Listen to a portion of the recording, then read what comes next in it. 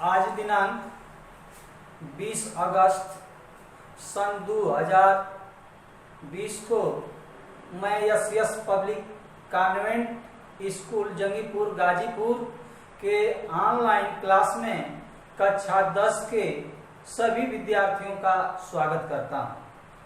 हमने पिछली वीडियो में प्रश्नावली 7A का अंतिमवा सवाल बताया था। अब जो है हम लोगों को शुरू करना है प्रश्नावली 7B। प्रश्नावली 7B से पहले हमें जो है अंतर विभाजित करने वाले बिंदु का निर्देशांक ज्ञात करने के लिए सूत्र का निगमन करना है और उस सूत्र के निगमन से पहले कुछ समरूप त्रिभुज के बारे में जानेंगे, तब जो है उस सूत्र को निगमन पर कर पाएंगे, नहीं तो निगमन समझ में नहीं आएगा। तो आज की वीडियो में हम जो है समरूप त्रिभुज और उसके विशेषता बताने जा रहे हैं। आप लोग अच्छा से समझेंगे। समरूप त्रिभुज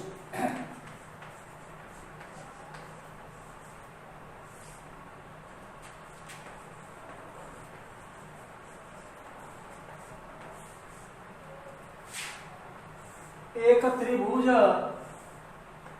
ABC तथा दूसरा त्रिभुज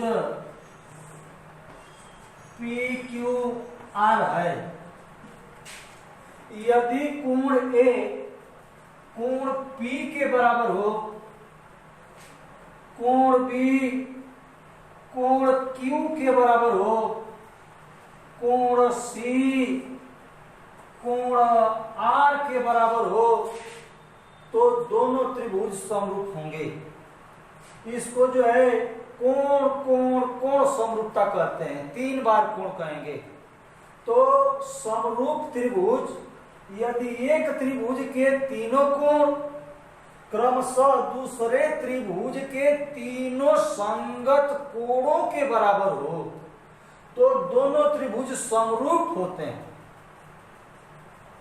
इसको कोण कोण कोण समरूपता कहते हैं। अब इसके आगे चलते हैं। यदि इसमें से किसी एक कोण को हम हटा दें, केवल 2 कोणों को बराबर दिखाया जाए, कोण A बराबर कोण P, कोण B बराबर कोण Q, तब भी दोनों त्रिभुज जो है समरूप होंगे। हम जानते हैं कि यदि 2 या 2 से अधिक त्रिभुज हों, उनमें से यदि 2 कोण आपस में बराबर हो, तो दोनों त्रिभुजों का जो एक शेष कोण है वह भी सदैव आपस में बराबर होता है। तो समरूप के लिए अपने पाठ्यक्रम में हम जो है 2 बातों को विशेष तौर से समझेंगे। यदि 2 या 2 से अधिक त्रिभुज हो, एक त्रिभुज के तीनों कोण क्रमशः दूसरे त्रिभुज के तीनों संगत कोणों के बराबर हो, तो हम समझ जाएंगे कि दोनों त्रिभुज समरूप हैं। दूसरा बात, यदि एक त्रिभुज के 2 कोण क्रमशः दूसरे त्रिभुज के 2 संगत कोणों के बराबर हो, तब भी दोनों त्रिभुज समरूप होते हैं। तो इस बात को ध्यान में रख लेना है कि यदि तीनों कोण बराबर होंगे तभी समरूप त्रिभुज होगा, और यदि 2 कोण बराबर होंगे तब भी समरूप त्रिभुज होगा।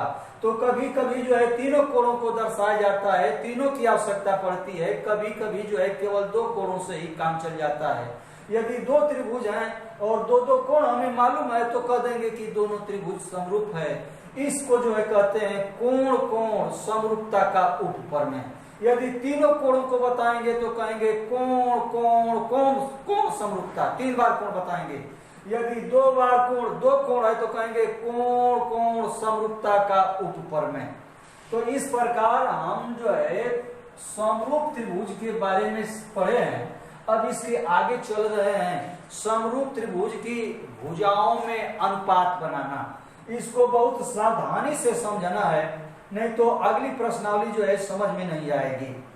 यदि ये दोनों त्रिभुज समरूप हैं, हमने समझ गया कि कोण A कोण P के बराबर, कोण B कोण Q के बराबर, कोण C कोण R के बराबर, इसलिए त्रिभुज ABC और त्रिभुज PQR दोनों त्रिभुज समरूप हैं। एक बात को ध्यान से देखिए जो यहाँ पर हम बताने जा रहे हैं। ये चित्र को देख करके त्रिभुज ABC समरूप का यह प्रतीक होता है, जो वक्राकार रेखा है इसको समरूप बोला जाता है। त्रिभुज ABC समरूप त्रिभुज, दूसरका वाला भाग को बड़ी सावधानी से लिखा जाता है, मनमाना नहीं लिखा जाता है कि चाहे जैसे लिख दें। अब करें कि त्रिभुज PQR त्रिभुज है, कह देंगे कि QRP अभी तो त्रिभुज है, RQP अभी तो त्रिभुज है। नहीं, त्रिभुज है लेकिन वह जो है लिखने का सिस्टम सही नहीं है। कैसे लिखा जाएगा देखिए, यह पहला नंबर पर A है तो A हो गया।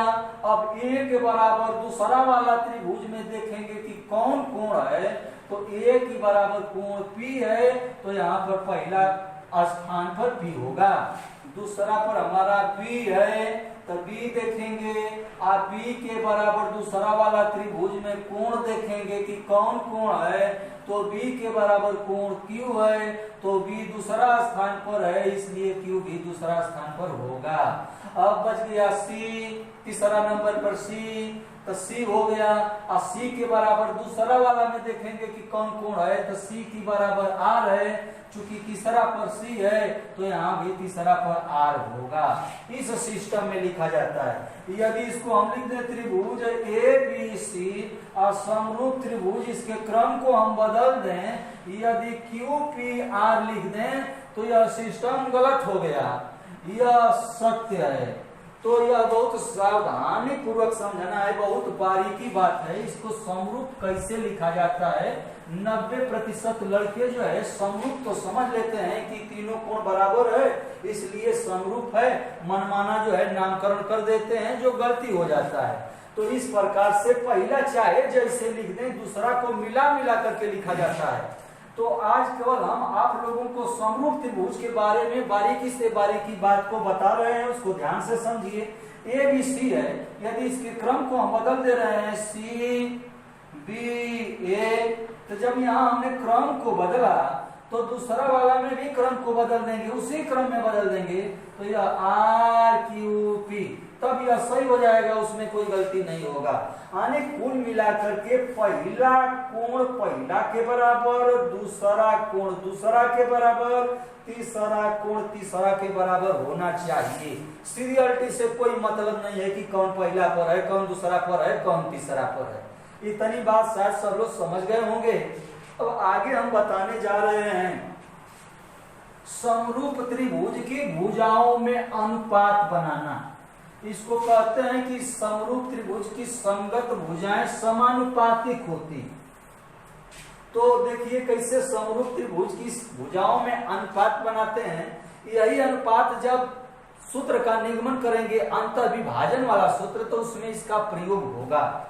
तो हमको मालूम है कि कोण A बराबर कोण P, B बराबर Q, C बराबर R। हमें भुजाओं में अनुपात बनाना है, तो देखिए कैसे भुजा में अनुपात बनाएंगे। कोण A के बराबर कोण P है, तो A के सामने की भुजा BC हमने लिख लिया। अब A के बराबर कौन कोण है, तो A के बराबर कोण P है, तो P की सामने की भुजा कौन है, तो P की सामने की भुजा हो गई QR। अब आगे चलेंगे B, तो कोण B के सामने की भुजा का है AC। अब उसके आगे जाएंगे, कोण B के बराबर दूसरे वाले त्रिभुज में कौन कोण है, तो B के बराबर कोण Q है, तो Q के सामने वाली भुजा पर जाएंगे, उसका नाम देखेंगे, उसका नाम का हो गया PR। अब आगे चलेंगे, कोण C, तो C के सामने की भुजा AB। अब उसके बाद जाएंगे C के बराबर कौन कोण है उसको खोजेंगे, तो कोण C के बराबर कोण R है, तो R के सामने की भुजा हो गई PQ। इस प्रकार से हम जो है यदि दो त्रिभुज समरूप होंगे तो समरूप त्रिभुज की भुजाओं में अनुपात बनाने का काम करेंगे। यही जो है अनुपात बनाने का नियम होता है। अब देखिए इसमें बारीकी बात यह है अंश जो है किसी एक त्रिभुज का होना चाहिए, या तो पहला का अंश हो या तो दूसरा का अंश हो। देखिए यहाँ BC पहला वाला त्रिभुज का है, AC पहला वाला त्रिभुज की भुजा है, AB पहला वाला का है, और QR PR PQ दूसरा वाला त्रिभुज का है। तो इसमें से यह जो है ध्यान देंगे कि जब भुजाओं में अनुपात बना रहे हैं तो अंश जो है किसी एक त्रिभुज का या तो पहला का या तो दूसरा का होना चाहिए। इसको हम विलोमानुपात कर देंगे तभी सही रहेगा। विलोमानुपात देखिए कैसे विलोमानुपात करेंगे, इसको अंश का हर का अंश कर देंगे। QR बटा के BC बराबर PR बटा के AC बराबर PQ बटा के AB। यह भी कथन सत्य है, जो ऊपर वाला है वही नीचे वाला है। तो बहुत लड़के जो है ऊपर वाला को तो समझ जाते हैं कि पहला त्रिभुज है, इसकी भुजाएं जो है अंश के रूप में होंगी। यह कोई जो है सदैव के लिए नहीं है, या तो पहला वाला त्रिभुज का अंश हो या तो दूसरा वाला का हो। जो बात पहला वाला है वही बात दूसरा वाला है।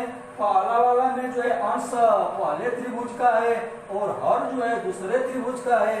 विलोमानुपात में हम जो है अंश को दूसरे त्रिभुज की भुजाओं को रखे हैं और हर को जो है पहले त्रिभुज की भुजाओं को रखे हैं। तो यह इस प्रकार से हमने जो है भुजाओं में अनुपात बनाते हैं। तो यदि हमें कोण मालूम रहेगा कि कौन कोण किस कोण के बराबर है तो भुजाओं में अनुपात बना लेंगे। भुजाओं में अनुपात बनाने का यही नियम होता है कि बस समान कोण की सम्मुख भुजाएं, समान कोण की सम्मुख भुजाएं समानुपातिक होती हैं। इसको कहते हैं यदि दो त्रिभुज समरूप होते हैं तो उनकी सम्मुख भुजाएं समानुपातिक होती हैं। जैसे इसी को हम दूसरे रूप में लिख सकते हैं, BC संबंधे QR बराबर AC संबंधे PR बराबर AB संबंधे PQ। ये देखिए, तो हमने बता रहा था भुजाओं में अनुपात बनाना, तो कुल मिलाकर के कैसे अनुपात बनाएंगे, क्या अनुपात का सिस्टम होता है, बस यही समझ लेंगे। यदि दो त्रिभुज हैं तो बराबर बराबर कोण के सामने की भुजाएं समानुपातिक होती हैं। कोण A के सामने की भुजा BC तो कोण A की बराबर P, तो P की सामने की भुजा QR। BC संबंधे QR या BC समानुपातिक QR। इसी प्रकार से AC संबंधे PR और AB संबंधे PQ। चाहे इसको इस रूप में लिखें या इस रूप में लिखें, लेकिन हम लोग अपने पाठ्यक्रम में पहला वाला रूप लिखा जाएगा, दूसरा वाला रूप नहीं लिखा जाएगा। पहला वाला रूप और दूसरा वाला रूप दोनों एक ही है, लेकिन अपने पाठ्यक्रम में पहला वाला रूप ही जो है हम लोग ज्यादा से ज्यादा प्रयोग करते हैं। तो इसको हम इस प्रकार आप समझ गए। पहला बात तो समझे हैं कि कब दो त्रिभुज समरूप होंगे, तो दो त्रिभुज समरूप होंगे जब पहले त्रिभुज के तीनों कोण क्रमशः दूसरे त्रिभुज के तीनों कोणों के बराबर होंगे, या तो पहले त्रिभुज के दो कोण क्रमशः दूसरे त्रिभुज के दो कोणों के बराबर होंगे, तो दोनों त्रिभुज समरूप होंगे। तो समरूप अब पहचान जाएंगे। उसके बाद जो है भुजाओं में अनुपात बनाने का नियम था, तो हमने बता दिया कि समान भुजाओं समान कोणों के सम्मुख भुजाएं समानुपातिक होती हैं। तो मतलब उसको अपने समझने की भाषा में कह लेंगे कि बटा में होती हैं। तो इस प्रकार से जो है हमने समरूप त्रिभुज और भुजाओं में अनुपात दर्शाने का काम किया है और उसको हम लोग पढ़े हैं, सीखे हैं। अब अगला सूत्र का निगमन होगा तो इसी का प्रयोग होगा। धन्यवाद।